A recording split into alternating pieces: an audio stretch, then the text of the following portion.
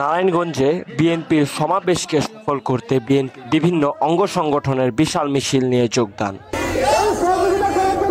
এক দাবিতে দেশব্যাপী বিএনপির কেন্দ্র ঘোষিত কর্মসূচির অংশ হিসেবে নারায়ণগঞ্জ বিএনপির আয়োজনে এক জনসমাবেশ অনুষ্ঠিত হয়েছে। সমাবেশটি সফল করতে এই সমাবেশে বিএনপির বিভিন্ন অঙ্গ সংগঠনের বিশাল মিছিল নিয়ে যোগদান করে। পরে সমাবেশটি পরিণত হয় এক জনসমুদ্রে।